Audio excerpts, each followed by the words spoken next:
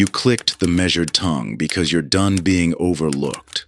Speak less, say more, and start commanding quiet influence in every room you enter.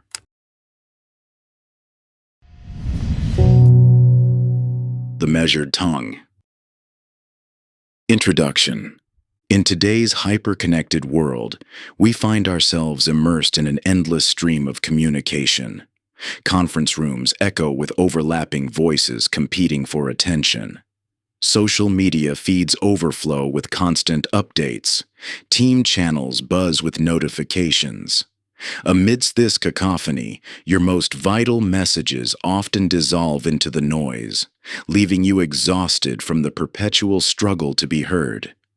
You've experienced the frustration firsthand, that crucial point you raised in the meeting, drowned out by louder voices, the carefully crafted email that failed to move your team to action, the important conversation that devolved into a verbal tug-of-war, leaving both parties feeling misunderstood and disconnected. Society has conditioned us to believe that impact correlates with output, that to be influential, we must speak more, share more, and push our message harder. This belief has created a world where quantity overshadows quality, where the pressure to be constantly visible and vocal has paradoxically diminished our ability to genuinely connect and influence. Yet the most profound influence often emerges from measured restraint rather than constant expression. Like a river that carves through stone, not through force but through precision, true impact flows from the spaces we create rather than the spaces we fill. This is the paradox of the measured tongue, where words gain weight inversely proportional to their volume. You might question how speaking less could possibly lead to greater influence, especially in a world that seems to reward those who speak the loudest. But consider the weight of a whisper in a quiet room versus a shout in a storm. The power lies not in the force of delivery, but in the quality of reception. This book offers more than communication strategies or techniques for better speaking. It presents a fundamental shift in how you understand and approach human connection. Through exploring principles like the echo chamber paradox and the listening lighthouse, you'll discover why the most influential communicators are those who create resonance rather than noise. The journey ahead will transform not just how you speak, but how you show up in every interaction. You'll discover that extraordinary influence already exists within you, not through adding more to your communication arsenal, but through the courageous act of subtraction. In a world where everyone is fighting to be heard, those who master the measured tongue don't need to fight at all. They simply need to speak. This is your invitation to discover the profound power of speaking less while saying more. Chapter 1. The Weight of Silence. In every interaction, two fundamental forces shape the impact of our words: the volume we speak and the weight those words carry. These forces often operate in inverse proportion, yet most of us have been conditioned to believe that more speech equals more influence. This misunderstanding leads to a paradox that plays out in boardrooms, relationships, and leadership positions worldwide. The relationship between quantity and impact follows natural laws as reliable as gravity. Just as a dense object creates a stronger gravitational pull than a larger but less dense one, concentrated speech carries more weight than verbose communication. This principle manifests in every human interaction, though it often operates counter to our instincts.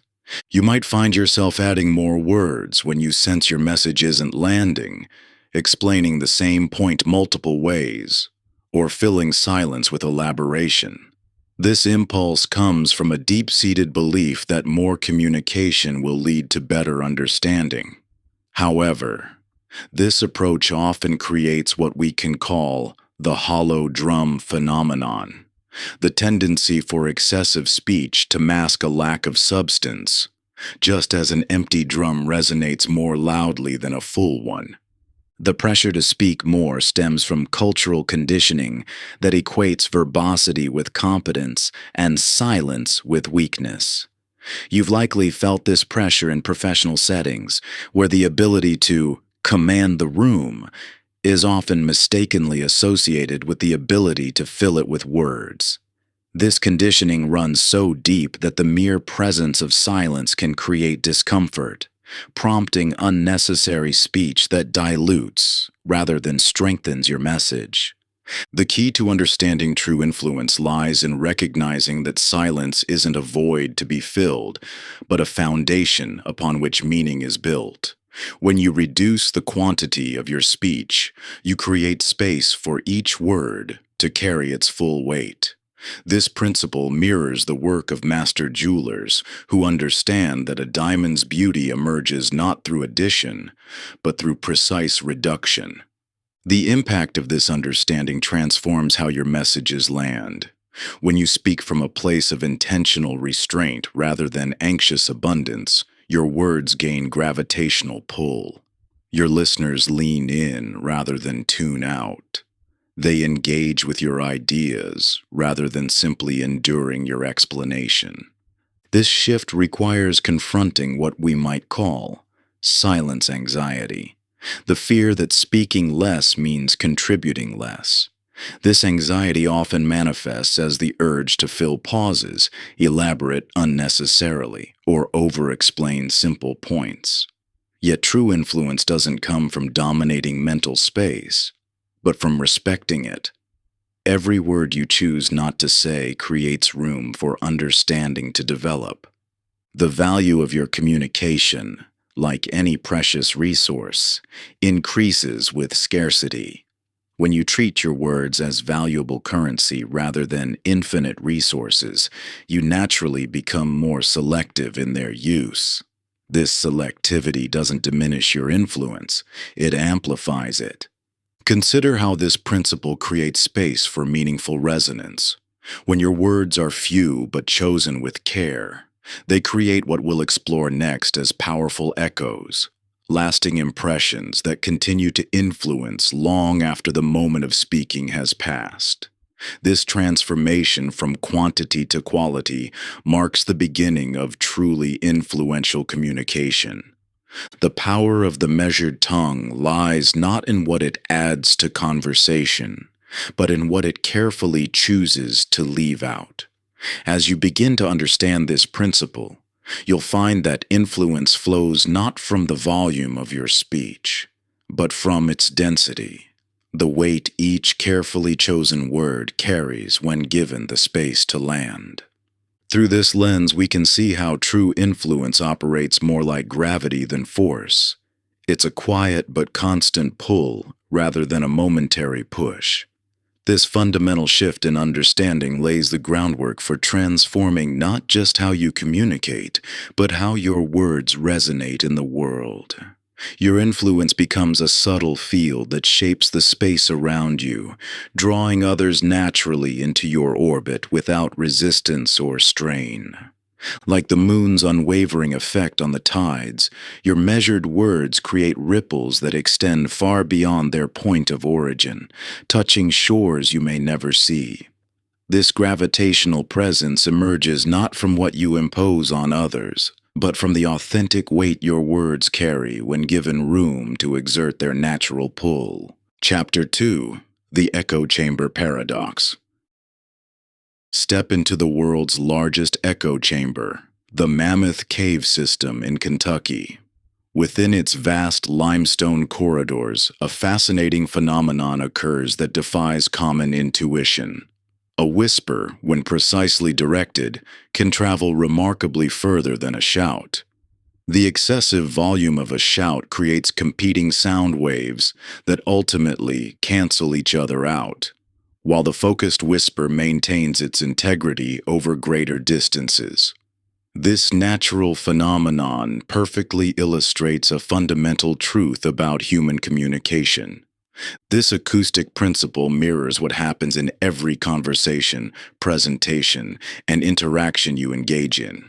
When you flood a conversation with words, each additional statement competes with rather than reinforces your core message. This creates what we can call the echo chamber paradox, the counterintuitive reality that saying less often creates more impact. The science of attention economics explains why this occurs. Your brain, like everyone else's, has a finite capacity for processing information. Research in cognitive psychology has consistently shown that the human mind can effectively process only a limited amount of information before it begins actively filtering content. When you exceed this natural threshold, you trigger what neuroscientists call cognitive overload, a state where the brain begins discarding information to maintain functional processing. You've likely experienced the anxiety that drives overcommunication. The fear that your message won't land leads to explaining the same point multiple ways, adding unnecessary context, or filling silence with elaboration. This impulse comes from a natural desire to be understood, but it actually works against your goal. Think about how attention operates as a zero-sum game. Every word you speak doesn't just add to your message, it competes with every other word for limited mental bandwidth. When you say 3 things, you're not creating 3 times the impact. Instead, you're forcing your listener's brain to divide its attention 3 ways, potentially reducing the impact of each point by 2/3. The science of cognitive processing reveals why strategic restraint aligns with how the human mind naturally works.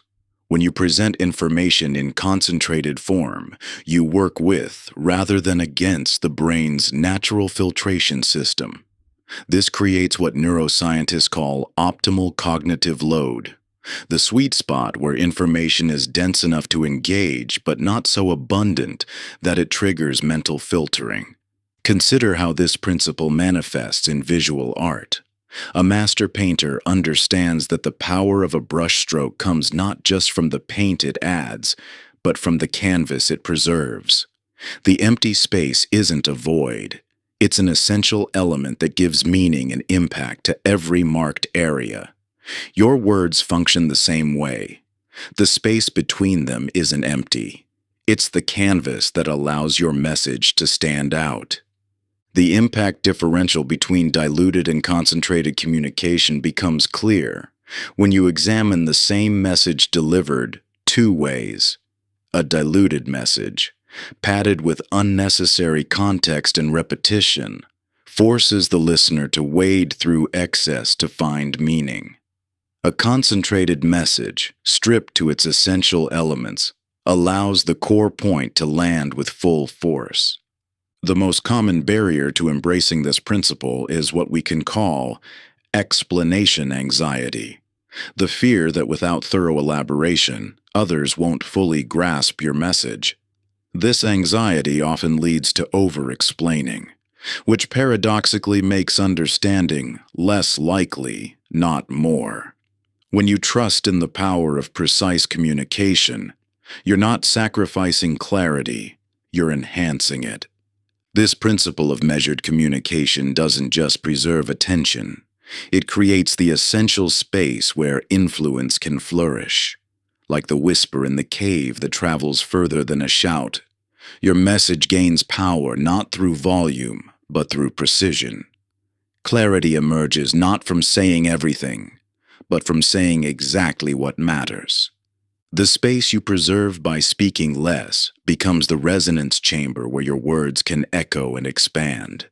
Like a single note played in an empty cathedral, each carefully chosen message has room to reverberate and deepen in meaning. When you resist the urge to fill every silence, you create an environment where understanding naturally unfolds and takes root in others' minds. This creates the foundation for what we'll explore next. How strategic restraint opens the door for lasting influence to develop. Chapter 3. The Space Between. The traditional Japanese concept of ma, the essential space between elements, manifests powerfully in the historic gardens of Kyoto. These masterpieces of landscape design demonstrate how absence shapes presence, how emptiness defines form, and how space creates meaning. This principle extends far beyond aesthetics into the heart of human communication, revealing a profound truth about influence. In modern communication, we face constant pressure to fill every moment with content. Social media, instant messaging, and our fast-paced professional environments have conditioned us to view any gap in conversation as dead space that must be eliminated. Yet this instinct to fill every silence works against the natural rhythms of human cognition and connection. The psychology of conversational breathing room illuminates why space is not empty, but essential. Research in cognitive processing shows that the human mind requires time to absorb, integrate, and respond to new information. When you present ideas without adequate space for processing, you create what neuroscientists call cognitive bottlenecking, a state where new information gets blocked because previous thoughts haven't been fully processed. This understanding transforms how we view silence in conversation. Those moments of pause aren't gaps to be filled, but fertile ground where understanding takes root. Like the essential process of photosynthesis, which requires both light and dark phases, human comprehension depends on alternating periods of input and integration. Music offers a powerful parallel. A symphony's impact comes not just from its notes, but from the precise spacing between them. These rests aren't empty spaces. They're active elements that give the composition its rhythm, allowing each note to resonate fully before the next begins. Your words function similarly. The space between them isn't void. It's where meaning crystallizes in the listener's mind. The natural world demonstrates this principle constantly. Consider how rainfall penetrates soil. A steady, gentle rain with spaces between drops allows for deep absorption, while a torrential downpour often results in surface runoff. Your ideas, like water, need space to penetrate deeply, rather than overwhelming the surface. The physical sensation of silence often triggers discomfort. Increased heart rate, muscle tension, the urge to speak. This response stems from our primitive brain interpreting silence as potential danger. Understanding this biological response helps us recognize silence anxiety not as a signal to speak, but as an opportunity to remain centered in powerful space. When you allow strategic silence after making important points, you create what psychologists call a cognitive echo chamber, where your words continue reverberating in the listener's mind. This space isn't empty. It's actively amplifying your message through the listener's own mental processes. The relationship between space and influence becomes clear when we examine how ideas spread through organizations and communities. Messages delivered with thoughtful spacing tend to propagate naturally, while those pushed too forcefully often meet resistance. This pattern reflects a fundamental truth. Influence expands to fill the space you create for it. By cultivating comfort with conversational space, you develop what can be called presence resilience, the ability to remain centered and confident in moments of silence. This quality distinguishes those who influence through pressure from those who influence through presence. What often appears as natural charisma in highly influential people is actually this cultivated comfort with space. They understand that influence flows not from filling every moment, but from creating the optimal conditions for connection and comprehension. The space you preserve in conversation serves multiple crucial functions. It demonstrates respect for others' cognitive processing, signals confidence in your message, and creates the necessary conditions for genuine attention, the foundation of lasting influence that we'll explore in our next chapter. Like oxygen in a fire, this space fuels deeper understanding and authentic connection. When you resist the urge to fill every moment with words, you give your message room to resonate and take root in others' minds.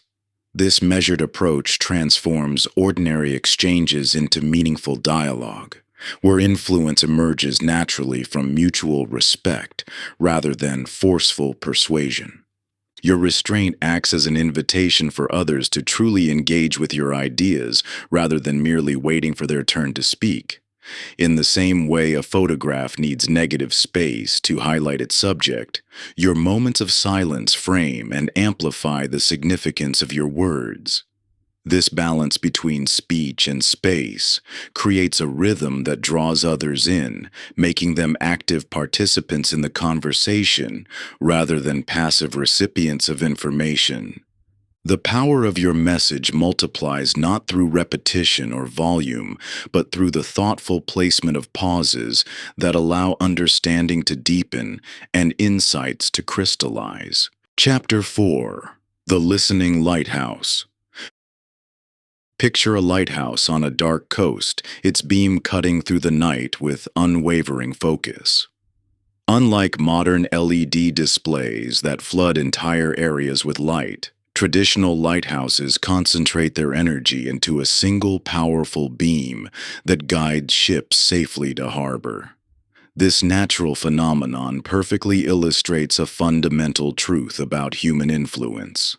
Power comes not from broadcasting widely, but from focusing intently. In today's hyper-connected world, you constantly encounter what appears to be attention, but is actually its shallow imitation. You've experienced those conversations where someone's eyes are on you, but their mind is clearly elsewhere, planning their response, checking their phone, or thinking about their next meeting. You've felt that disconnect between physical presence and genuine attention, and you've seen how it erodes the possibility of real connection and influence. The Listening Lighthouse principle reveals why genuine attention acts as a beacon that naturally draws others toward your perspective. When you focus your complete attention on understanding someone, you create a magnetic field of connection that transcends traditional persuasion. This magnetic pull operates on a neurological level. Research shows that feeling truly heard activates the same neural pathways as physical safety, creating an immediate bond between speaker and listener. What distinguishes generative listening from its more common counterpart, strategic listening, is intention. Strategic listening operates from a position of preparation, gathering information to formulate a response, looking for openings to insert your perspective, waiting for gaps to interject your ideas. While this approach might seem efficient, it actually creates resistance rather than receptivity. Generative listening, by contrast, temporarily suspends the agenda of influence altogether. It operates from a place of genuine curiosity and openness, seeking first to understand completely before even considering how to be understood. This quality of attention creates a foundation of trust that makes influence not just possible, but natural. Like master navigators who understand that accurate positioning must precede any journey, effective communicators recognize that deep understanding must precede any attempt at influence. You cannot effectively guide someone to a new perspective until you fully grasp their current position, not just their stated views, but the underlying experiences, values, and concerns that shape those views. The depth of your influence correlates directly with the depth of your attention. Surface-level listening creates surface-level impact. When your mind races ahead to formulate responses while someone speaks, you miss the subtle nuances that could provide the key to genuine connection. When your attention fragments between the conversation and your internal dialogue about the conversation, you fracture the very foundation of influence you're trying to build. The challenge, of course, lies in maintaining this quality of attention in a world designed to fragment it.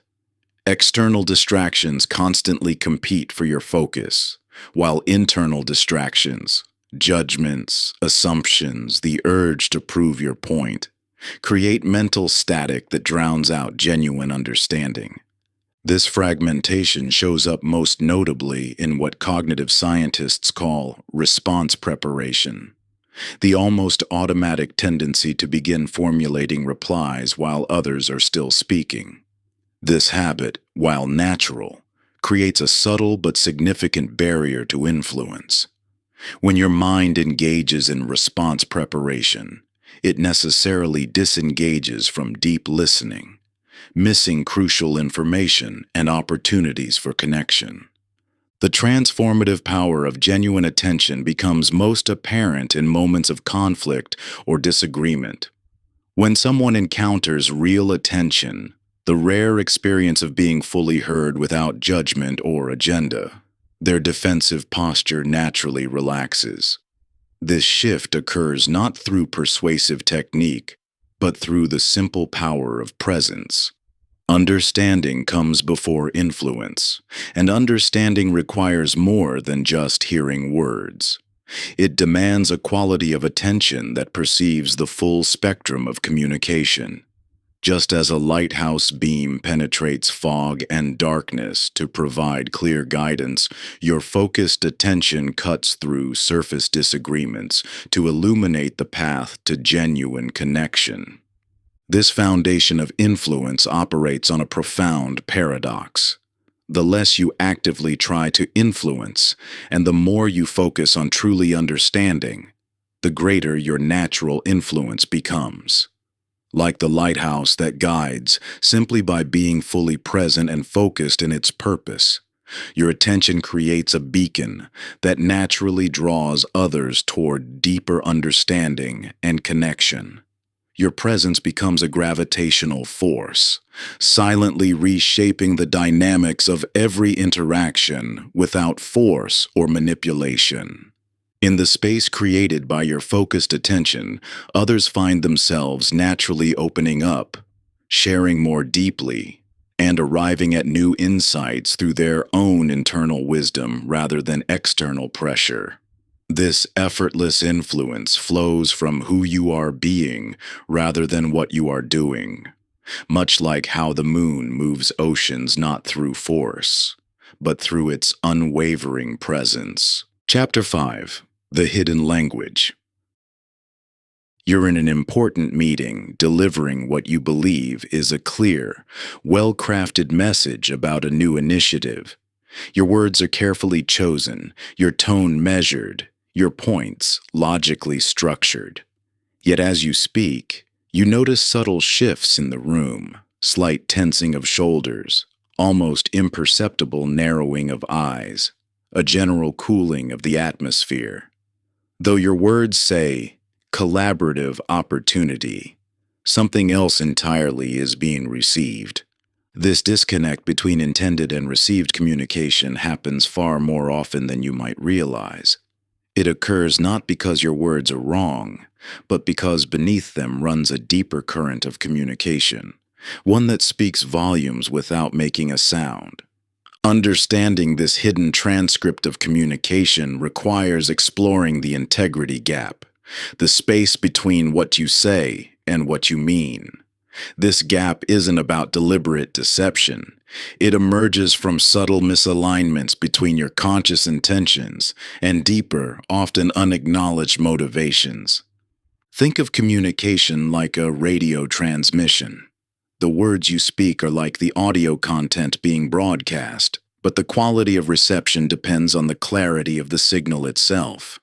When there's static, created by misaligned intentions, unprocessed emotions, or hidden agendas, even the most perfectly crafted message becomes distorted. Your brain, and the brains of those around you, evolved sophisticated systems for detecting these misalignments. This detection happens at a neurological level, far below conscious awareness. When someone says, "I'm fine" through clenched teeth, you don't need to analyze their tone or body language. You instantly sense the discord between words and reality.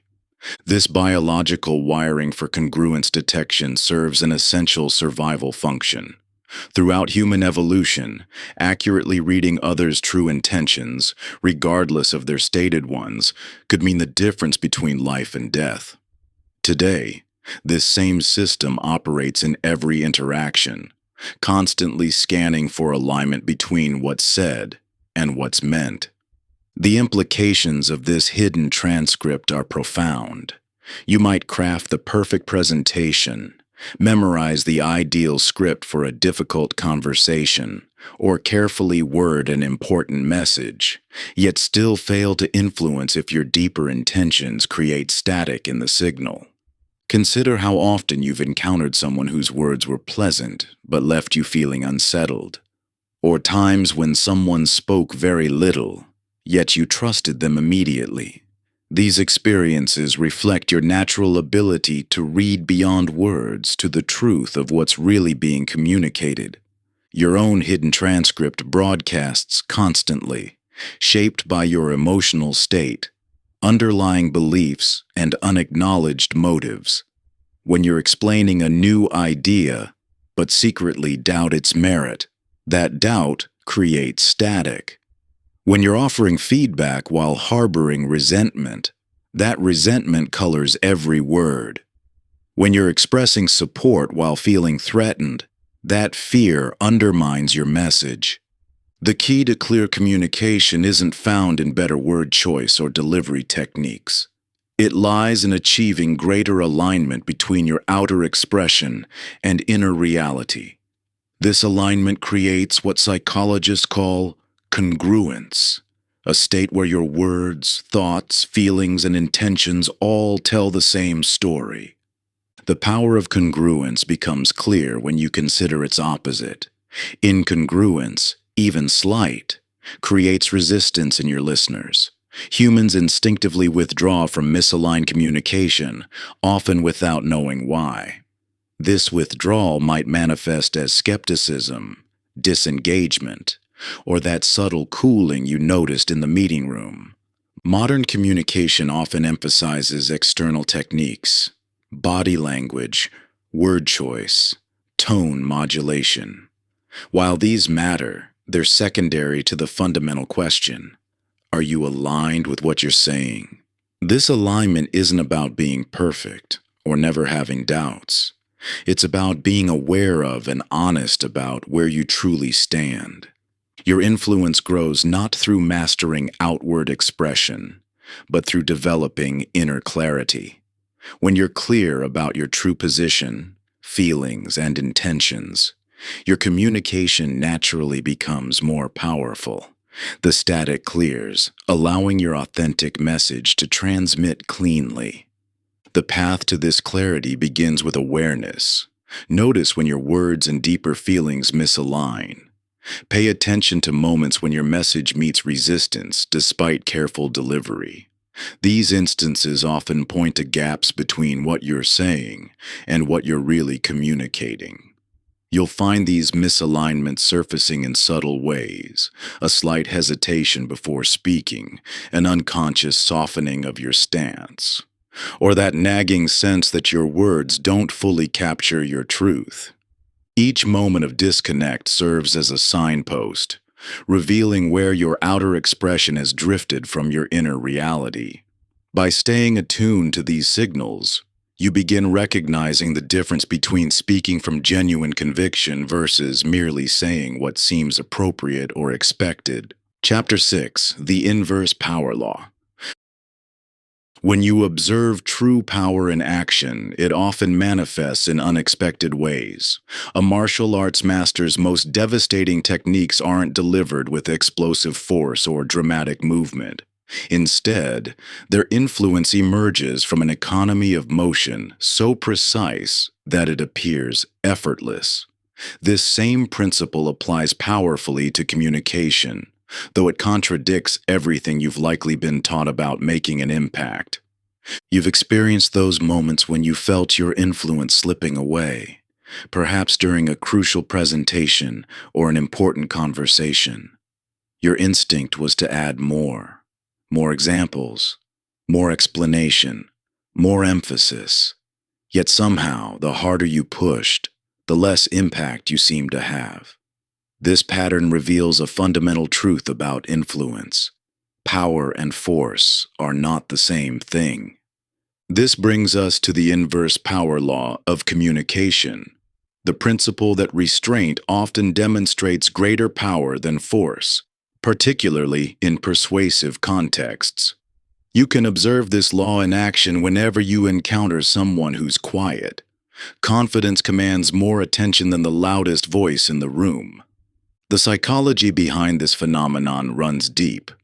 When you exercise communication restraint, you demonstrate both self-control and respect for others' mental space. These qualities naturally enhance your influence because they signal something crucial. You value substance over show, impact over impression. You've likely noticed yourself speaking more when you feel less confident. It's a natural human tendency to fill uncertainty with words. This impulse comes from a misunderstanding of where communication power truly resides. Like a river scattered across a plain, unrestrained communication dissipates its force. But when that same flow is channeled with purpose, it generates tremendous power. Consider how a hydroelectric dam transforms a river's potential. The dam doesn't add anything to the water's natural force. Instead, it creates focus through strategic containment. Your words hold similar potential, waiting to be concentrated through intentional restraint. This isn't about holding back or diminishing your message. Rather, it's about developing the discipline to concentrate on its impact. Every word you choose not to say makes those you do say more powerful. This requires a fundamental shift in how you approach communication, from seeing restraint as limitation to recognizing it as amplification. Communication breathing offers a practical way to integrate this principle into your interactions. Just as proper breathing in athletics involves both inhalation and exhalation, powerful communication requires both expression and space. By consciously balancing these elements, you transform scattered force into focused impact. You might worry that exercising restraint means missing opportunities to persuade or influence. This concern stems from equating quantity with effectiveness, as if more words automatically create more impact. But influence doesn't work that way. Like a master martial artist who doesn't need to throw 100 punches when one precisely placed strike will suffice, your communication becomes more powerful when it's delivered with intentional economy. The spaces between your words are not empty. They're fertile ground where influence takes root. When you learn to trust these spaces, to use them strategically rather than rushing to fill them, you discover a new dimension of communication power. Your influence grows not by occupying more space, but by using space more intentionally. What makes this approach so effective is that it works with rather than against human psychology. People naturally lean in when you pull back slightly. It's an automatic response that creates engagement without force. By mastering restraint, you create natural pathways for your ideas to flow into others' minds, rather than trying to push them through. This transformation in how you communicate doesn't happen overnight. It requires practice and a willingness to trust that less can indeed be more. But with each interaction where you choose precision over volume, restraint over force, you build both skill and confidence in this more powerful way of influencing others. Each time you resist the urge to fill silence with unnecessary words, you strengthen your ability to communicate with impact. Your conversations begin to take on a different quality, more purposeful, more engaging. more resonant with those around you. What once felt like an exercise in self-control gradually becomes your natural way of being, as automatic as breathing. The initial discomfort of holding back gives way to a deep sense of mastery over your message and its delivery. Chapter 7: The Resonance Chamber. Picture yourself standing in the world's most precisely engineered concert hall, where acoustic science has created an extraordinary phenomenon. Certain musical notes, when played at specific frequencies, fill the entire space with vibrant, lasting resonance. Yet other notes, even when played with tremendous force, seem to dissipate instantly, leaving no trace behind. This remarkable property of acoustics mirrors a fundamental truth about human communication, one that explains why some messages take root and flourish, while others, despite their merit, fade without impact. The human mind operates as its own unique resonance chamber, with established beliefs, values, and experiences forming the architectural structure that determines which ideas will echo and which will fall flat. Understanding this principle transforms how you approach influence. Just as a skilled musician must work with rather than against the acoustic properties of a concert hall, effective communicators must align their messages with the existing mental frameworks of their audience. This brings us to the concept of resonance mapping, the art of identifying the psychological structures in others that will either amplify or diminish your message. Modern neuroscience has revealed that our brains process new information not in isolation, but through the filter of existing neural pathways. When an incoming message aligns with established beliefs and values, it travels these pathways effortlessly, creating powerful resonance. But when messages conflict with existing frameworks, they encounter resistance that no amount of logical argumentation can easily overcome. You've likely experienced this phenomenon firsthand. Moments when you presented an absolutely sound argument only to watch it bounce off an invisible wall of resistance. Perhaps you responded by presenting more evidence, explaining more thoroughly, or speaking with greater intensity. Yet somehow, the harder you pushed, the more solid the resistance became. This pattern reveals something crucial about human psychology. The path to influence isn't found in overwhelming others' mental frameworks, but in working harmoniously with them. Consider how a tuning fork operates. When struck, it vibrates at a specific frequency. Place another tuning fork nearby that's calibrated to the same frequency, and something remarkable happens.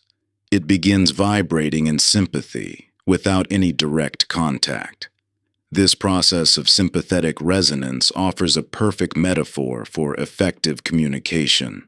Your message, like the vibration of the first tuning fork, must match the natural frequency of your audience's existing beliefs to create spontaneous resonance. Creating a resonance map begins with temporarily setting aside your own perspective to deeply understand the mental landscape of others. What core beliefs shape their worldview? What values drive their decisions? What priorities occupy their attention? These elements form the available frequencies at which their minds naturally resonate. Your task isn't to change these frequencies, but to find ways to align your message with them. This approach requires overcoming perspective bias, our natural tendency to communicate from within our own framework rather than connecting to others. The key lies in recognizing that every person's mental architecture has been shaped by unique experiences, creating distinct patterns of resonance and resistance. What creates powerful echoes in one mind might create jarring dissonance in another. Influence emerges not from making others understand your perspective, but from first understanding theirs. When you align your message with existing mental structures, you create the conditions for natural resonance rather than forced compliance. This alignment doesn't require compromising your message. Rather, it involves finding the points where your truth can connect with their truth. The real power of resonant communication becomes evident when you observe how ideas spread naturally once they find harmonic connection with existing beliefs. Like the second tuning fork that continues vibrating even after the first falls silent. Resonant messages continue influencing long after the initial communication ends. This creates sustainable change through alignment rather than temporary compliance through force. This principle of resonance explains why even the most logically sound arguments can fail, while seemingly simple messages sometimes transform entire belief systems. The difference lies not in the inherent merit of the message, but in its alignment with existing mental frameworks. By understanding and working with these frameworks rather than against them, you transform resistance into resonance. You've experienced this truth countless times, perhaps in conversations where overwhelming evidence fell on deaf ears, while a simple story or analogy instantly shifted someone's perspective. Your most powerful moments of influence emerge when you stop trying to override others' existing beliefs and instead find the hidden harmonies between your truth and theirs. This alignment creates a natural amplification that no amount of logical force can match. Chapter 8. The Question Bridge. When you're trying to influence others, you face an invisible but powerful barrier, a deep ravine of resistance that seems impossible to cross. This resistance manifests as crossed arms, defensive responses, or polite nodding, followed by inaction. No matter how compelling your argument or how sound your logic, direct statements often bounce off these defensive walls, leaving you frustrated and your message undelivered.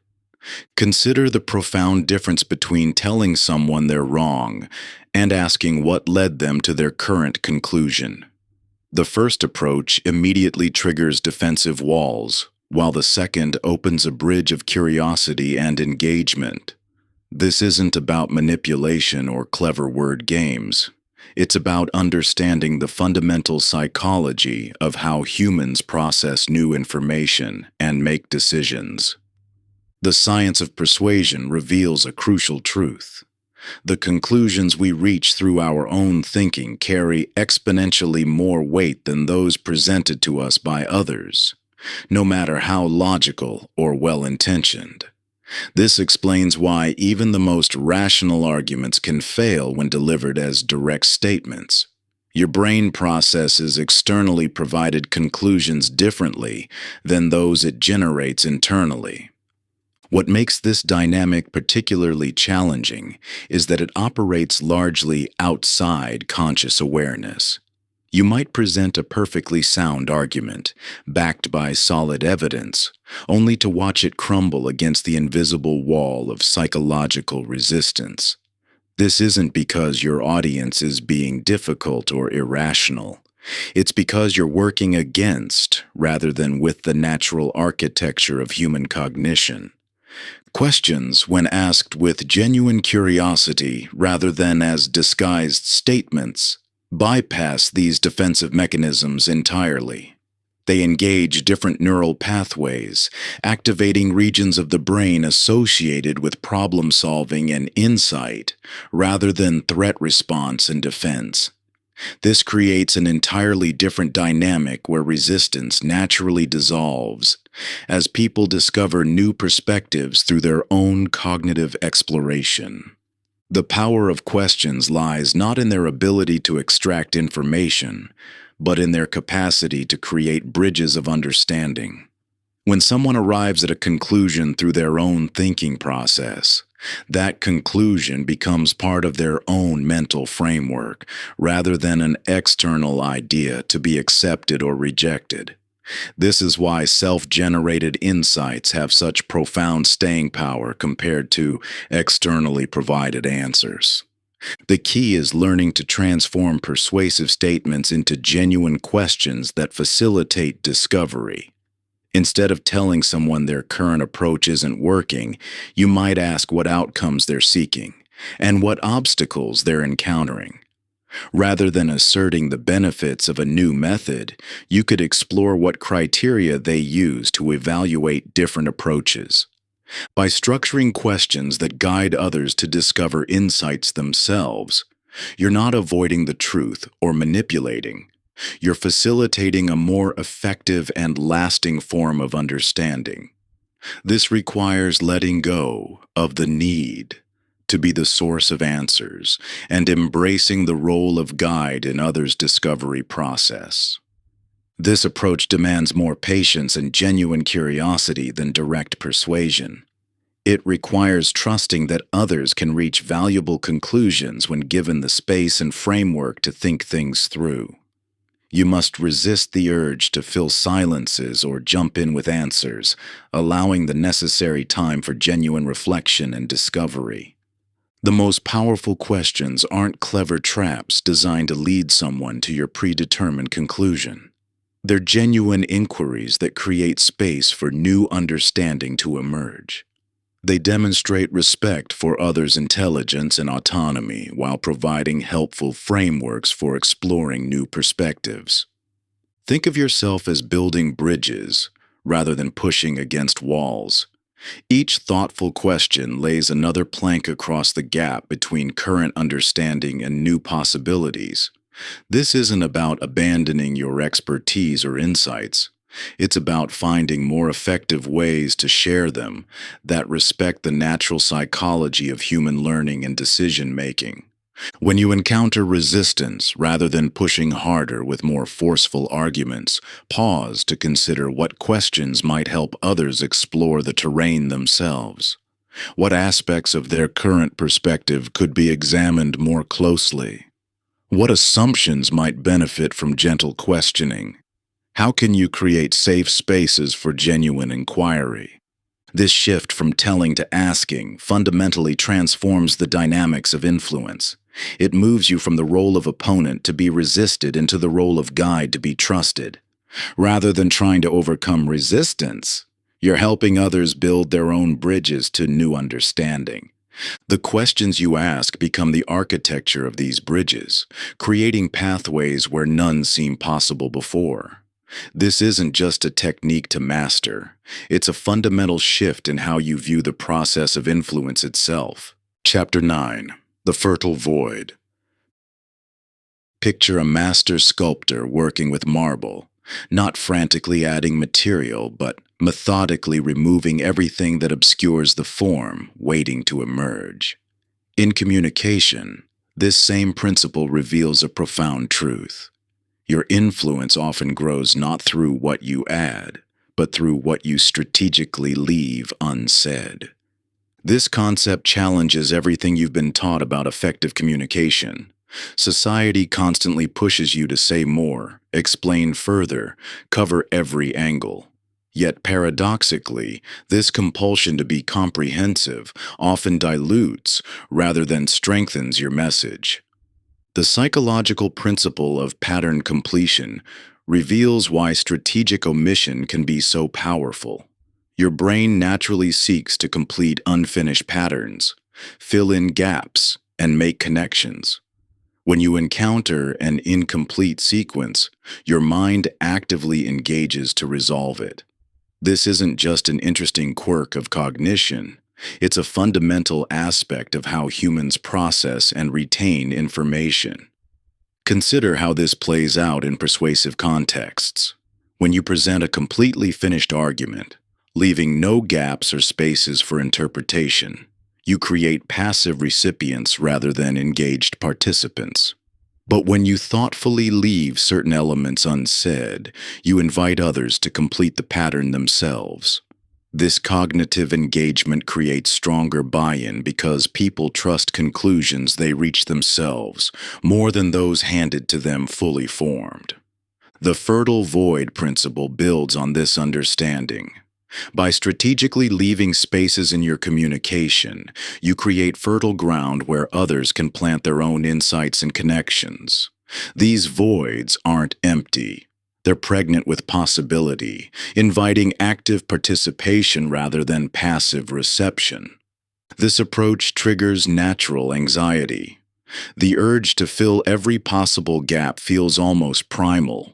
You worry that leaving things unsaid will lead to misunderstanding or cause others to miss crucial points. This fear drives over-explanation, which ironically often leads to the very disconnect you're trying to avoid. Think of communication like a painting where negative space defines and enhances what's present, just as an artist uses empty areas to draw attention to what matters most. Strategic omission in communication creates contrast and emphasis that make your key points stand out more clearly. The true power of strategic omission lies in its ability to transform passive listeners into active participants. When others engage with your message by filling in thoughtful gaps, they become co-creators rather than mere recipients. Their conclusions carry more weight because they arose through their own cognitive engagement rather than external imposition. This requires a fundamental shift in how you view control in communication. The instinct to maintain tight control over your message through comprehensive explanation actually limits its potential impact. By creating space for others to engage actively with your ideas, you allow for deeper and more lasting influence. The anxiety around leaving things unsaid often stems from past experiences where incomplete communication led to misunderstanding. But there's a crucial difference between accidental omission and strategic creation of fertile voids. The former creates confusion, while the latter invites engagement. Learning to identify opportunities for strategic omission requires developing a new sensitivity to the rhythm of communication. Where are the natural points where leaving space might invite deeper engagement? What aspects of your message might be more powerful if discovered rather than declared? This isn't about being vague or incomplete. It's about understanding that sometimes the most powerful part of your message is the space you leave for others within it. Like the sculptor who reveals form by removing what's non-essential, your influence grows through carefully considered omission rather than constant addition. The spaces you leave become invitations for others to invest themselves in your message, transforming passive reception into active participation. This shift from telling to enabling discovery creates the conditions for lasting influence, rather than temporary compliance. In a world drowning in information, the strategic use of silence and space can make your message stand out precisely because it respects the listener's capacity to engage and complete meaning for themselves. Your influence grows not through overwhelming presence, but through thoughtful absence that creates room for genuine connection and discovery. When you resist the urge to fill every moment with words, you tap into a paradoxical truth. The less you impose your complete vision, the more others invest in understanding it. Your restraint becomes an invitation, transforming what might have been passive reception into an act of shared creation. This isn't about withholding. It's about recognizing that true influence emerges in the spaces where others can bring their own wisdom and experience to meet yours. Chapter 10: The Attention Anchor. In today's world, your mind exists in an endless storm of information. Every moment, thousands of messages compete for your precious attention. Emails flood your inbox, notifications light up your phone, headlines scroll past your eyes, and conversations overlap in a constant cascade of input. Your brain, remarkable as it is, simply cannot process it all. Like a lighthouse in this information hurricane, only certain signals manage to break through and secure lasting presence in your awareness. Understanding how attention works reveals a fascinating paradox. The more information we encounter, the less we actually retain. Your brain operates like a sophisticated filtering system, automatically discarding the vast majority of incoming data. This isn't a flaw, it's a vital survival mechanism. Without this filtering, you would be paralyzed by the sheer volume of information demanding your attention. Think about the messages you received yesterday. Despite encountering thousands of pieces of information, you likely remember only a tiny fraction. This reality forms the central challenge of modern communication. In a world where attention has become the scarcest resource, how do you ensure your important messages secure the mental real estate they deserve? The answer lies in understanding the psychology of attention anchoring. Your brain doesn't allocate attention evenly. It automatically prioritizes information that triggers specific cognitive responses. These triggers aren't random. They've evolved over millennia to help humans survive and thrive. When you understand these triggers, you can structure your communication to work with rather than against the brain's natural filtering system. Consider how your mind processes physical spaces. When you enter a room, you don't catalog every detail. Your attention automatically locks onto elements that stand out through contrast, movement, or emotional significance. Communication works the same way. Messages that create cognitive contrast, that engage emotional centers, or that connect to existing mental frameworks naturally secure more stable positions in memory. This explains why attempting to communicate everything often results in nothing being remembered. Each additional point competes with, rather than reinforces your core message, creating the cognitive equivalent of white noise. The more you try to say, the less likely any of it is to stick. The one thing method emerges from this understanding. Instead of trying to anchor multiple points, identify the single most important element of your message. The one thing that, if everything else is forgotten, must be remembered. This becomes your cognitive anchor, the weight that holds your message steady against the constant current of competing information. This doesn't mean oversimplifying complex ideas. Rather, it means organizing complex information around a central anchor point that provides stability for related concepts. Just as a ship's anchor doesn't prevent the vessel from moving with the waves but keeps it from drifting away, your message anchor allows for nuance while maintaining its essential position in memory. For any important communication, ask yourself, if they could only remember one thing from this interaction, what would it be? This question helps distill your message to its essential core. Then consider how this core connects to fundamental attention triggers. Does it create emotional resonance? Does it contrast with existing assumptions? Does it link to established mental frameworks? The tendency to try to say everything comes from a place of genuine commitment. You want to ensure nothing important is missed. However, this comprehensiveness addiction actually works against your goals. By trying to secure too much mental real estate at once, you end up with no lasting presence at all. In a world of infinite information, the measure of communication success isn't what you say, it's what others remember. This truth transforms how you approach every interaction. Instead of asking, "What else should I add?" start asking, "What can I remove so the essential remains unmistakable?" Think of your message like a signal cutting through noise. The clearer and more focused that signal, the more likely it is to break through the filtering system and secure its place in memory.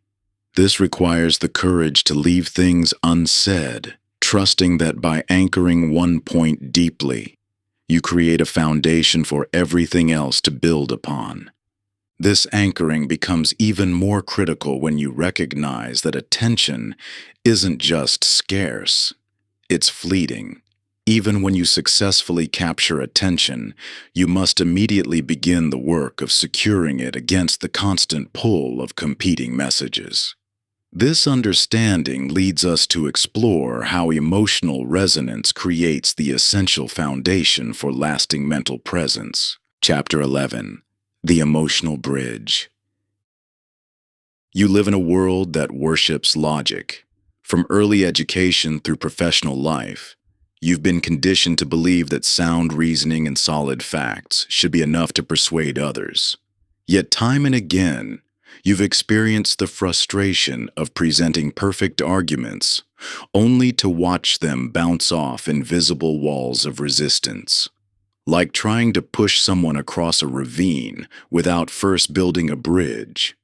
Even the most compelling logic fails without the foundation of connection. This reflects a fundamental misunderstanding of how human decision-making actually works.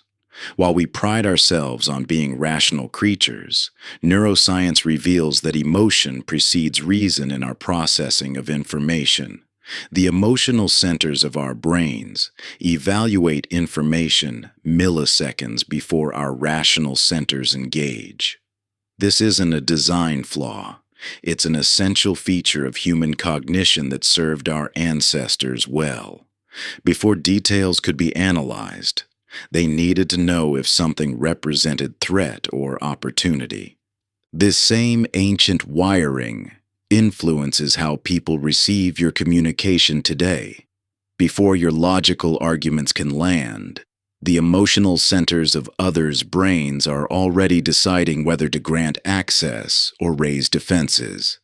This is the trust threshold, the minimum level of emotional resonance required before logical persuasion becomes possible. Consider how electrical circuits function. No matter how much power you apply, electricity cannot flow without complete connection. Similarly, your most powerful logical arguments cannot create impact without first establishing emotional continuity. This explains why the same exact message can land completely differently depending on the level of trust and rapport between speaker and listener. The implications of this reality are profound. When you focus solely on perfecting your logical argument while neglecting the emotional foundation, you're essentially trying to power a disconnected circuit. The resistance you encounter isn't about the quality of your reasoning. It's about the absence of connection. This can feel counterintuitive, especially in professional contexts where emotions are often viewed as inappropriate or inefficient. Yet the research is clear. Attempting to bypass emotional connection actually creates more resistance and wastes more time in the long run. Like trying to build a house without first establishing a foundation, any progress made is unstable and temporary. The path to genuine influence requires understanding that emotion isn't the opposite of logic. It's the conduit through which logic flows. This doesn't mean manipulating feelings or abandoning reason. Rather, it means recognizing that human beings are integrated systems where emotion and logic work in concert, rather than opposition.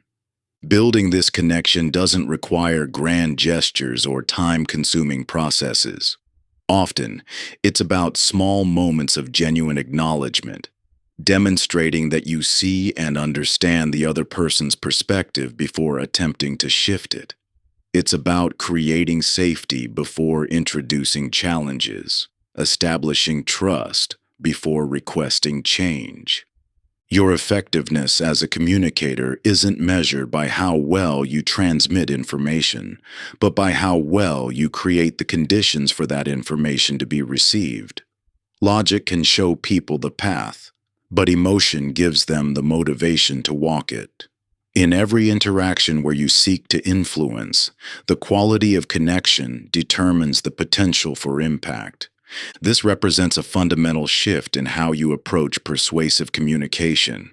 Rather than focusing solely on what you want to convey, consider first how to create the emotional foundation that makes genuine reception possible. The strength of your argument matters far less than the strength of your connection. The most powerful communicators understand this intuitively. They recognize that influence isn't about pushing ideas across the ravine of resistance. It's about building bridges of understanding that others willingly cross. When you establish sufficient emotional resonance, logical persuasion becomes less about overcoming resistance and more about guiding willing exploration. Consider this. Every message you send travels across the bridge of connection you've built. The stronger that bridge, the more weight it can carry. By attending to the emotional foundation first, you transform persuasion from an act of force into an act of invitation. This truth reveals why focusing purely on content while ignoring connection is fundamentally flawed. Like trying to fill a disconnected pipe, the pressure you apply only highlights the break in continuity. True influence flows naturally when the right connections are in place. The more you push against resistance, the more energy you waste and the less impact you create. But when emotional resonance exists, even challenging messages find their way through, carried not by force but by the invisible current of authentic connection. Your ideas, no matter how brilliant, will only travel as far as your relationships allow them to go. Think of emotional resonance as the fertile ground that allows your ideas to flourish. Without it, you're simply scattering seeds on concrete. No amount of expertise in seed selection will overcome the fundamental barrier to growth. Your influence expands or contracts based on the quality of connection you nurture, not the sophistication of your argument. Chapter 12. The Permission Principle. The contrast between invasion and invitation shapes every human interaction at a primal level. When you stand before a fortress with walls designed to repel intruders, you viscerally understand the futility of force. Yet beside it stands an open gate with a welcoming path. Same destination, profoundly different approach. This fundamental distinction determines whether your attempts at influence will trigger walls or create openings. Your brain is hardwired to detect and resist perceived threats to autonomy. This psychological reactance activates instantaneously when you sense someone trying to control your thoughts or choices. Like an immune system defending against invasion, your mind automatically generates antibodies of resistance when it detects attempts at forceful persuasion. Consider how differently you respond when someone demands you change your mind versus when they invite you to explore a new perspective. The content might be identical, but the approach determines whether you raise shields or remain receptive. This isn't about politeness or social niceties. It's about the fundamental human need for agency. The permission principle reveals why even the most logical arguments fall flat when presented in ways that threaten autonomy. Your effectiveness as a communicator depends less on the strength of your reasoning than on your ability to preserve others' sense of choice. Like a host who understands that guests feel most comfortable when given options rather than directives, your influence grows when you create environments of freedom rather than constraint. This understanding transforms how you approach persuasive communication. Instead of focusing solely on building stronger arguments, you learn to create conditions where resistance becomes unnecessary. This shift requires examining how your current communication style might inadvertently trigger defensive responses. The language of permission differs subtly, but crucially, from the language of pressure. Rather than pushing for specific outcomes, it opens pathways for exploration. Instead of telling someone what to think, it invites them to consider new possibilities. This isn't about manipulation through softer phrasing. It's about genuine respect for others' autonomy. When urgency pressures you to bypass permission and force your point, remember that coercion always costs more time in the long run. Like trying to force open a door that opens outward by pushing harder. Increasing pressure only strengthens the resistance you're trying to overcome. Your most powerful influence emerges not from your ability to overcome resistance, but from your skill at making resistance unnecessary. Every message you deliver enters through either invasion or invitation. The difference determines whether your ideas face fortified walls or open gates. The most direct path to agreement always passes through the territory of choice.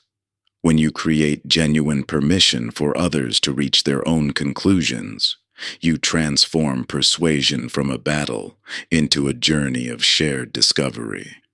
Your role shifts from opponent to guide, from invader to host. This fundamental shift in approach requires examining your own relationship with control. The urge to force outcomes often stems from anxiety about results rather than genuine consideration of what creates lasting change. True influence flows not from power but from respect. Respect for others' autonomy, their timing, and their right to choose. By creating permission before presenting proposals, you establish the essential foundation for all meaningful influence. This isn't about abandoning your objectives or diluting your message. Rather, it's about understanding that the strength of your influence grows in direct proportion to the degree of choice you preserve in others. Your communication carries an implicit message beyond its content, one of either respect or disrespect for others' agency.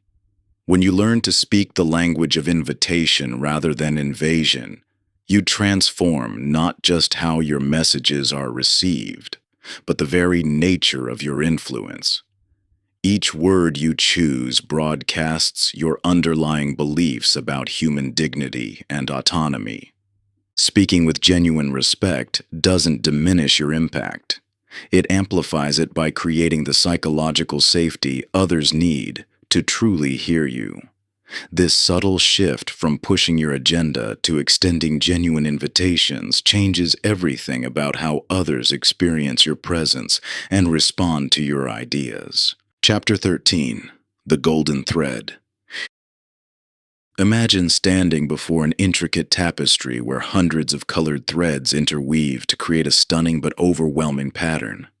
Among this beautiful chaos, a single golden thread weaves through the design, creating the only clear path for your eye to follow. This visual captures the essence of effective communication in our modern world, where clarity emerges not from saying everything, but from maintaining an unwavering focus that guides others through complexity to understanding. In today's information landscape, the human mind faces an unprecedented challenge. Every message competes with thousands of others, creating a cognitive environment where attention has become our scarcest resource. Yet many approach this challenge by adding more complexity, believing that comprehensive coverage will ensure their message gets through. The truth reveals a different reality. The cognitive science of information processing shows that human minds don't operate through accumulation, but through filtration. When faced with complexity, our brains automatically begin searching for organizing principles, the golden threads that create meaning from chaos. Without such a thread to follow, even the most important messages disappear into the noise. This brings us to the golden thread principle, the understanding that influence depends not on the volume of information you share, but on your ability to maintain a singular organizing idea that creates coherence across all aspects of your communication. This isn't about simplifying complex ideas until they lose their substance. Rather, it's about providing the essential clarity that allows complexity to be both understood and remembered. When preparing important communications, you likely feel the pull toward comprehensiveness. The fear that leaving anything out might diminish your message's impact creates a natural tendency toward addition rather than focus. Yet this very tendency guarantees diminished understanding. Every point you add doesn't strengthen your message. It competes with your core message for limited cognitive resources. Think of how a master navigator relies on the North Star. While thousands of other stars fill the night sky, it's the unwavering position of this single point that enables reliable navigation. Similarly, your communication needs a fixed point, a golden thread that creates coherence across all supporting elements. This principle becomes particularly crucial in longer formats like presentations or important written communications. Without a strong golden thread, these formats naturally drift toward message sprawl, where accumulating points eventually obscure rather than reinforce your central message. The key lies not in adding more clarity, but in maintaining the clarity you establish. In practice, this requires constant vigilance against the natural entropy of communication. Every supporting point must be tested against a simple but powerful question. Does this reinforce my golden thread, or does it create a competing path?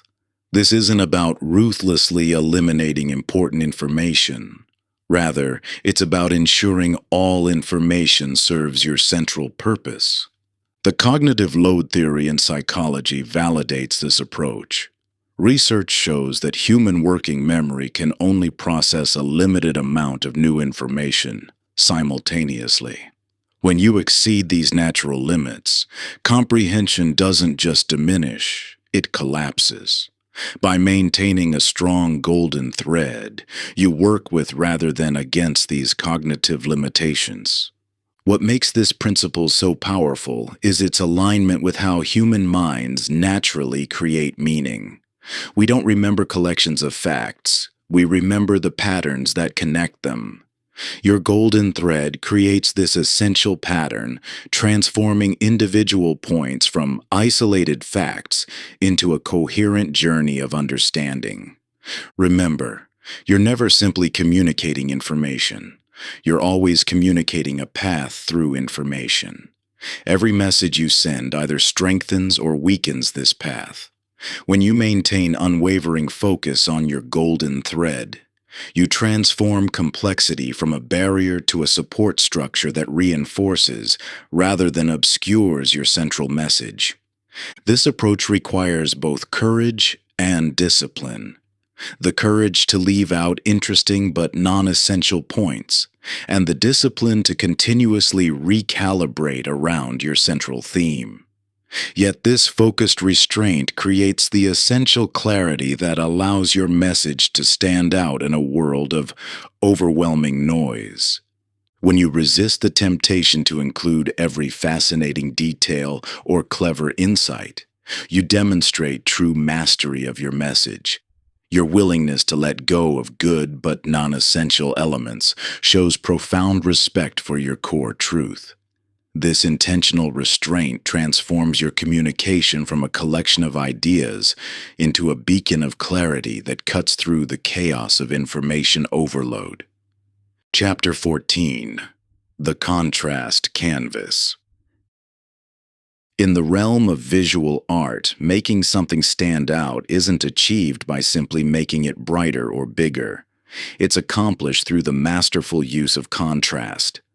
This fundamental principle of perception extends far beyond the canvas into every aspect of human communication and influence. Consider how your eyes naturally gravitate to movements against stillness, to light emerging from shadow, to simplicity within complexity. Your brain is wired to notice differences rather than absolutes. This isn't just an interesting quirk of perception, it's the key to making your most important messages unmissable in a world of constant noise. The contrast canvas principle transforms how you approach communication impact. While most people focus exclusively on crafting their message, they overlook the crucial element that determines whether that message will be seen at all: the context against which it appears. This oversight stems from a natural but misguided assumption that important messages will naturally stand out based on their inherent value. Yet human perception doesn't work this way. We don't see things in absolute terms. We notice them in relation to their surroundings.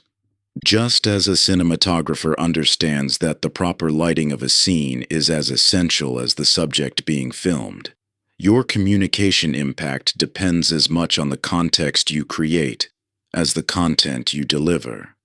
This shifts the fundamental question from, "How do I make this message stronger?" to, "What background will make this message unmissable?" The before-after framework provides a practical structure for creating these powerful contrast canvases. Rather than jumping straight to your key message, you first establish the precise contextual background that will make that message pop with unmistakable clarity. This approach requires overcoming what we might call context blindness, the tendency to focus so intently on what we want to say that we neglect the environment in which it will be received.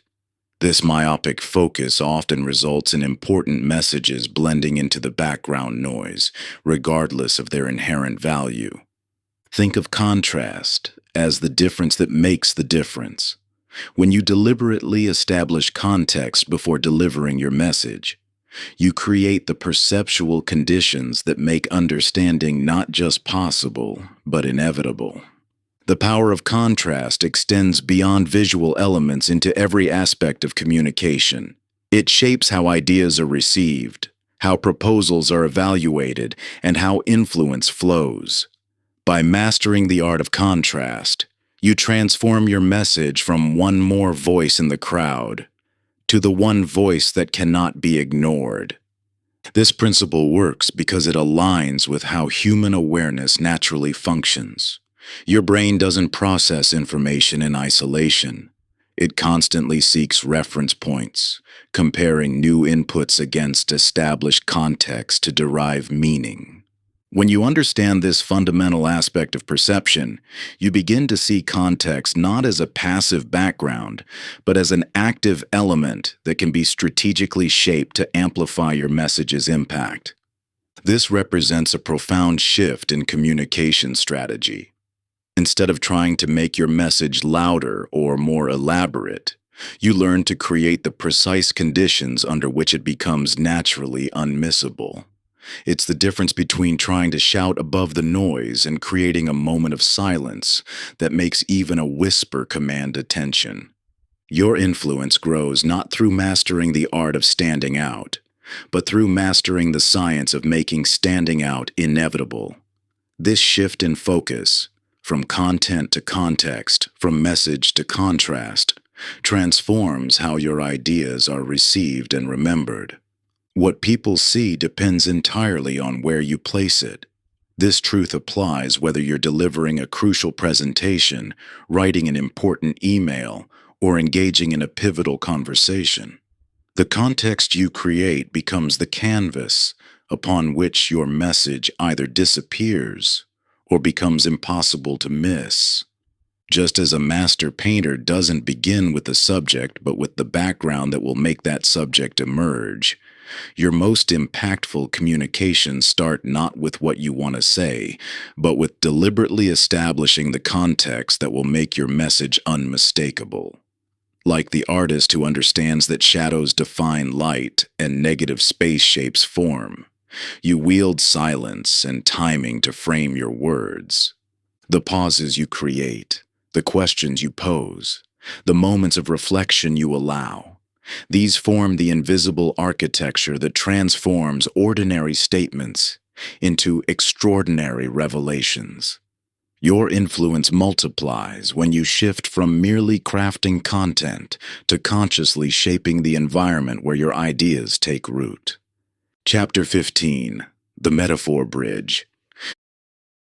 When you attempt to describe a sunset to someone who has never witnessed one, you quickly discover the limitations of direct description. No matter how precisely you detail the colors, the gradients, or the way light transforms the sky, something essential remains non-transferable through literal language alone. This fundamental challenge extends far beyond describing natural phenomena. It lies at the heart of every attempt to convey complex ideas, emotions, or insights to others.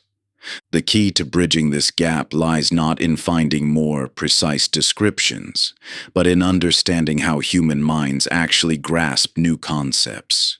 Your brain doesn't process abstract ideas directly. It understands them primarily through their relationship to concrete, physical experiences. This isn't a limitation to overcome, but a fundamental feature of human cognition to leverage. Metaphor isn't merely decorative language that makes your communication more engaging. It serves as the essential transportation vehicle that carries understanding from one mind to another.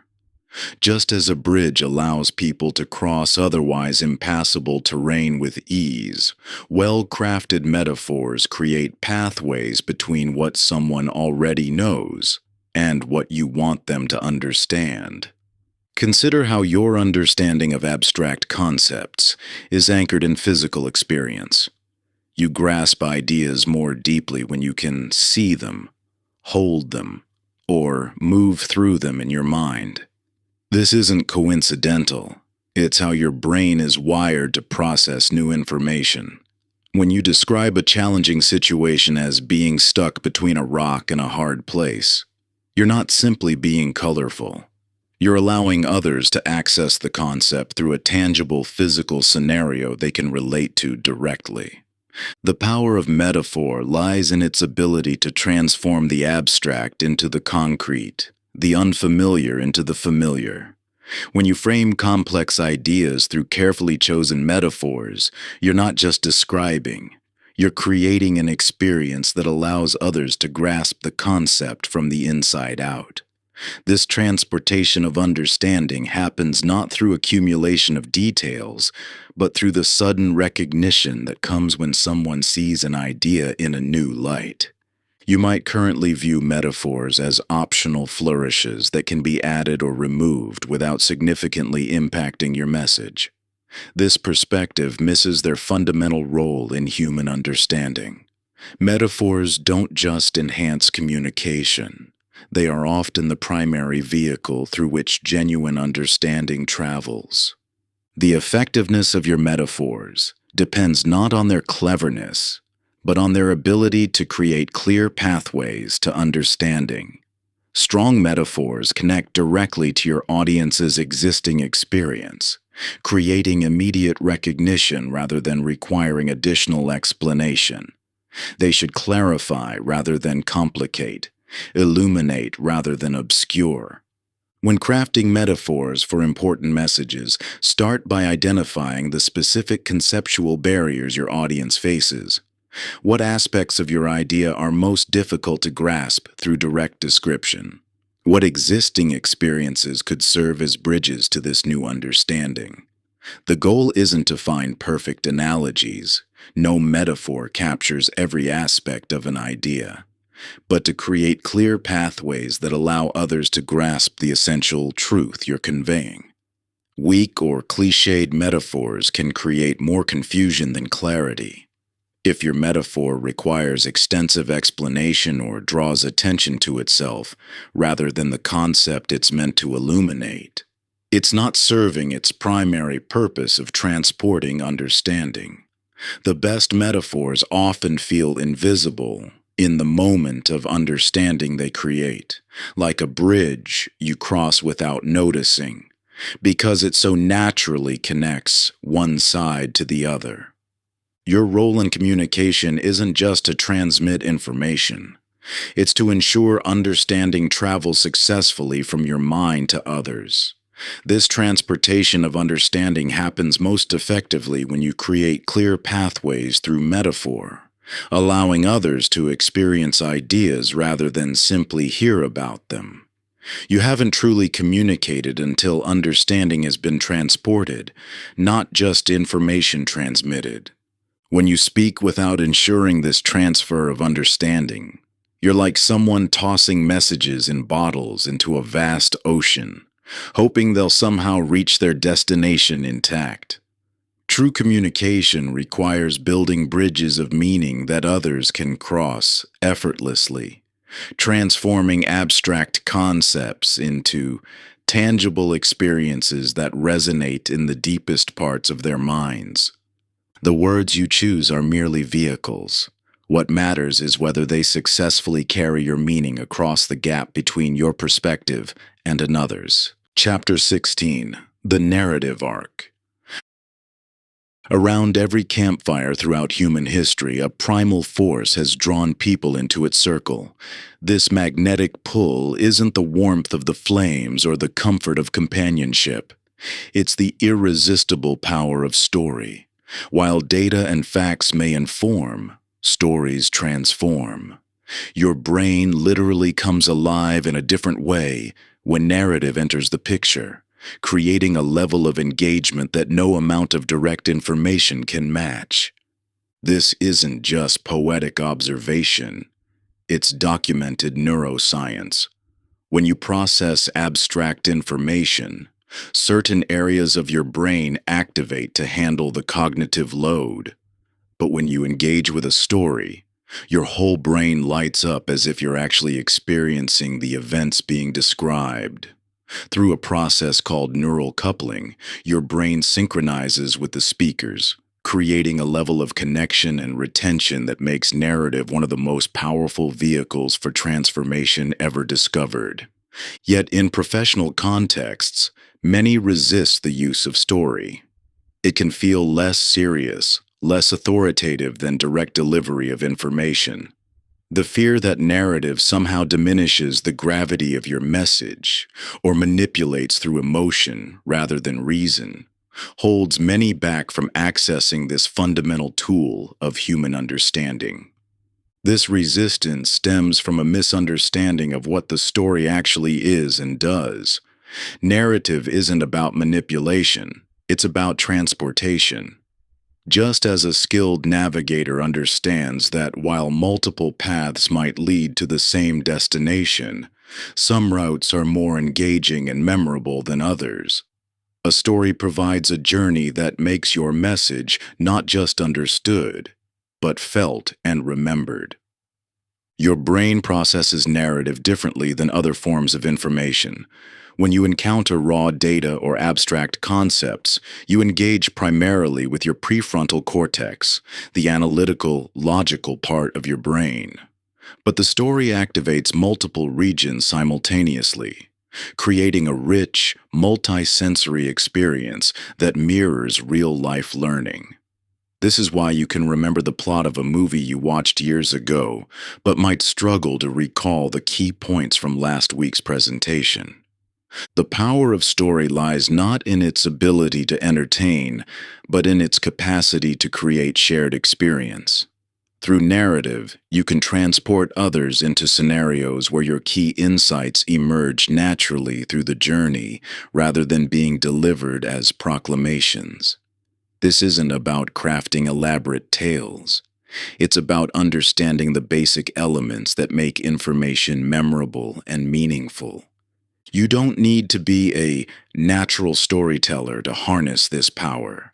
The human brain is already primed to process information in narrative form. By understanding a few key structural elements, you can transform any important message into a journey that others will naturally want to follow.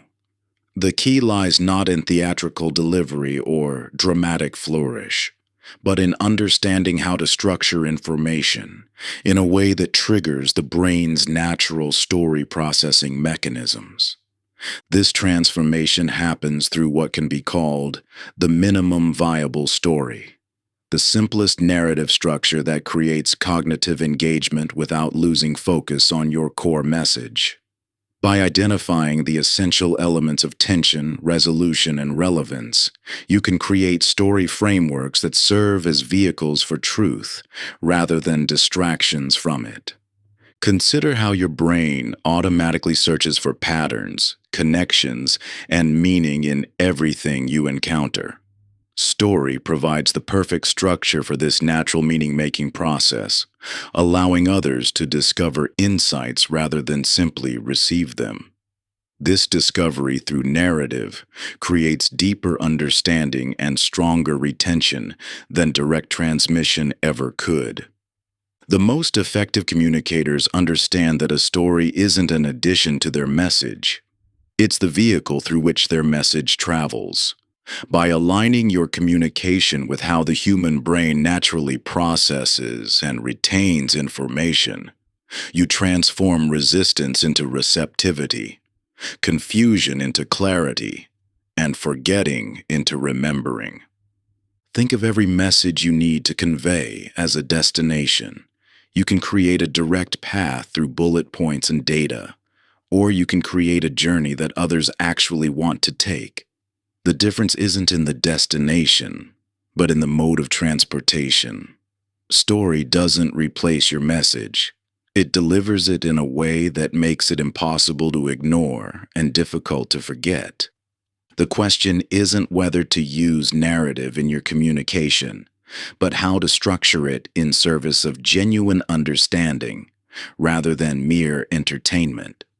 When you grasp the fundamental patterns that make a story work, you unlock one of the most powerful tools for influence ever discovered, not because it tricks or manipulates, but because it aligns perfectly with how the human mind naturally learns and grows. Chapter 17. The Curiosity Gap. Have you ever noticed how a partially open door in an otherwise familiar hallway instantly captures your attention? That subtle gap between what you can see and what remains hidden creates an almost irresistible urge to discover what lies beyond. This magnetic pull of the unknown represents one of the most powerful forces in human psychology. One that can transform your communication from something others have to pay attention to into something they can't help but engage with.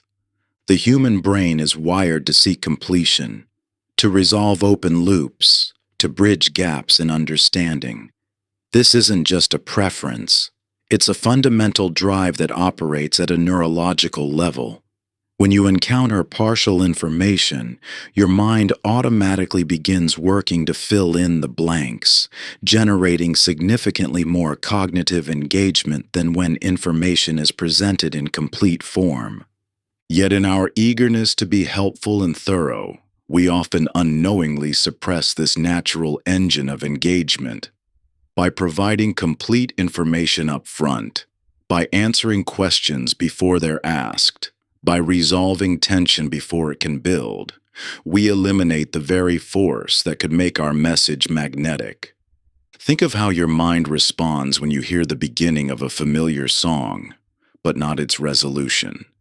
The tension created by that incomplete pattern generates an almost physical need for completion.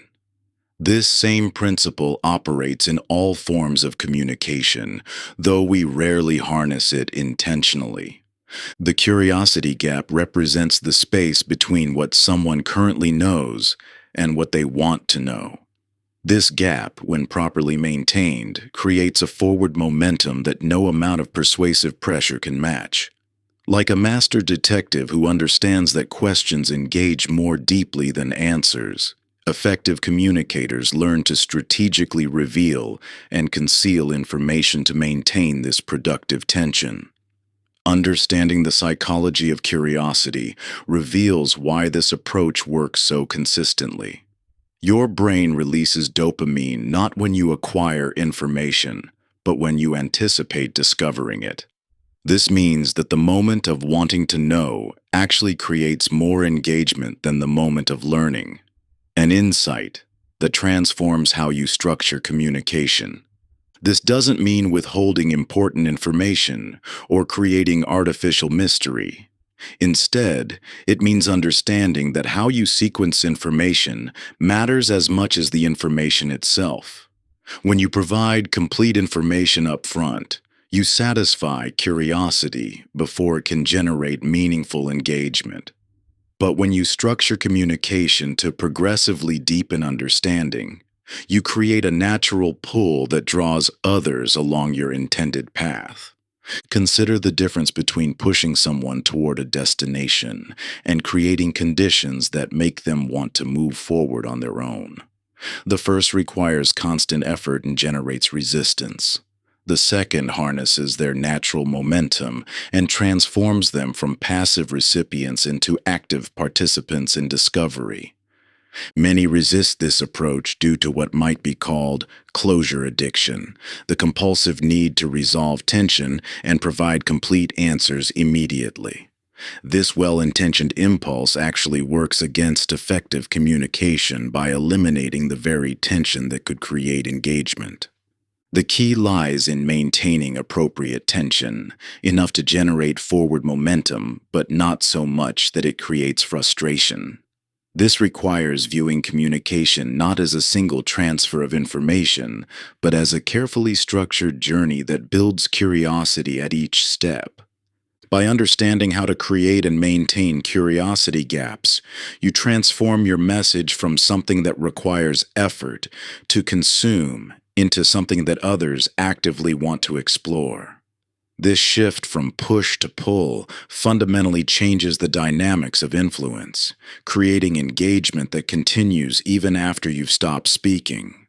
The pull of curiosity proves consistently stronger than the push of persuasion because it aligns with rather than works against natural human psychology. When you learn to harness this force, you unlock a level of engagement that no amount of rhetorical skill or logical argument can match. Think of curiosity not as something to be satisfied as quickly as possible, but as a powerful force to be strategically generated and maintained. This perspective transforms how you structure every important communication, creating natural momentum that draws others toward your message rather than requiring you to constantly push it forward. Chapter 18: The Legacy Echo. When you cast a stone into a still lake, its initial splash may command attention, but the true power lies in the ripples that continue expanding long after the stone has disappeared beneath the surface. This fundamental truth about physical impact mirrors an essential principle of influential communication. Your words' real power isn't measured by their immediate effect, but by how they continue to resonate and expand through others over time. Most people unconsciously optimize their communication for the moment, crafting messages designed to create immediate impact, drive instant action, or win quick agreement. You feel the pressure of immediate results, the need to see visible movement right now. This natural inclination toward short-term impact often leads you to sacrifice the deeper potential of your message, its ability to take root, grow, and continue influencing long after you've stopped speaking. The most profound influence doesn't operate on the timeline of immediate response. Think about the messages that have most deeply shaped your own thinking and behavior. They weren't necessarily the ones that created the biggest splash in the moment. Rather, they were the ones that continued to echo in your mind, growing in meaning and application over time. They were the messages that planted seeds rather than simply delivering fully bloomed flowers that would soon wilt. This distinction between immediate impact and lasting resonance reveals the legacy echo principle. Some messages are designed to create maximum initial impact but quickly fade from memory. Others are crafted to initially land more subtly but continue expanding in influence as they're processed, reflected upon, and integrated into new contexts. Understanding this difference transforms how you approach your most important communications. The psychology of message durability reveals that lasting impact depends less on the force of delivery and more on how deeply the message integrates with the receiver's existing mental frameworks and ongoing experience. When your words connect with fundamental truths or insights that continue proving themselves valid and valuable over time, they become self-reinforcing. Each new situation that confirms their wisdom strengthens their influence rather than diminishing it. Your natural bias toward immediacy, the desire to see instant results from your communication, can blind you to the superior power of legacy messages. While an immediate impact approach might generate visible short-term movement, it often fails to create the deeper resonance that leads to sustained change.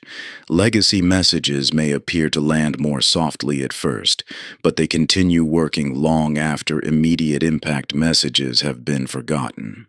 Think of the difference between planting seeds and placing cut flowers. Cut flowers create immediate visual impact, but begin dying the moment they're displayed. Seeds may disappear beneath the soil, showing no immediate visible effect, but they continue growing into something far more substantial and lasting. Your most important messages deserve this longer-term orientation. The key to creating legacy messages lies in understanding that true influence isn't about what happens in the moment of communication, but about how your message continues living and growing in others over time. This requires shifting focus from immediate response to ongoing resonance, from temporary movement to lasting transformation. This means examining your crucial communications through the lens of the echo test. How will this message continue speaking when you're no longer present? What aspects of it will grow stronger rather than weaker with time? How can you embed insights that reveal more of their value through ongoing application rather than immediate understanding? Your words hold the potential to continue creating positive change long after you've stepped away from the conversation. By consciously crafting messages with legacy impact in mind, you transform fleeting moments of communication into enduring sources of influence. The ripples of your words can continue expanding, touching lives and shaping understanding in ways that transcend the immediate moment of speaking. True influence isn't measured by the applause that follows your words, but by how they continue to speak through others when you're no longer present. When you optimize for legacy rather than immediacy, you create messages that don't just momentarily move people. They become part of how people continue moving forward. Conclusion. As you close the final chapters of this book, take a moment to acknowledge the profound journey you've undertaken. From the noisy world of communication anxiety to this centered place of measured impact, you've discovered that true influence isn't about speaking more, but about fundamentally transforming how you show up in every conversation. Like the echo chamber that revealed how whispers travel further than shouts, you've learned that impact grows inversely to volume. Through the listening lighthouse, you discovered that attention isn't just something you give, but a beacon that naturally draws others toward genuine connection. In the resonance chamber of human understanding, you found that messages aligned with others' existing beliefs create lasting impact, while misaligned communication falls flat regardless of its force. The question bridge showed you how to guide others across the resistance gap through curiosity rather than assertion. The metaphor bridge transported understanding where direct explanation could never reach. And through the legacy echo, you discovered how to create messages that continue expanding their influence long after you've stopped speaking. These principles aren't isolated techniques, but an integrated system of influence, each one amplifying the others to create communication that carries genuine weight. You may have found it challenging to unlearn the habit of over-communication. Our culture has conditioned us to believe that more words equal more impact, that being heard requires being loud. Yet you've discovered that true influence emerges not from abundance, but from intention, not from force, but from presence. This journey of the measured tongue isn't a destination you reach, but a path of continuous refinement. Where once you fought to be heard in a noisy world, you now stand centered in the quiet confidence that comes from knowing your words carry weight not because they're loud, but because they're laden with purpose. Your capacity for profound influence has always existed within you, not through adding more to your communication arsenal, but through the courageous act of intentional subtraction. In a world of constant noise, the measured tongue becomes more than a tool for better communication. It becomes a sanctuary of meaningful connection where both speaker and listener discover what they've been searching for all along. The profound impact that comes not from being heard, but from being understood. The path forward isn't about perfection, but presence. It's about showing up to each conversation with intention rather than anxiety, trusting that measured speech creates more impact than abundant words. As you step back into the noisy world, carry with you the quiet confidence that comes from knowing true influence flows not from volume, but from value, not from pressure, but from presence. Your words now carry weight, not because you've learned to speak more skillfully, but because you've discovered the transformative power of speaking with intention. In this discovery lies the profound truth that has guided this entire journey. In a world where everyone is fighting to be heard, those who master the measured tongue don't need to fight at all. Thank you for listening to my audiobook. You've taken the first step. Now go write your story. Thank you for listening to my audiobook. You've taken the first step.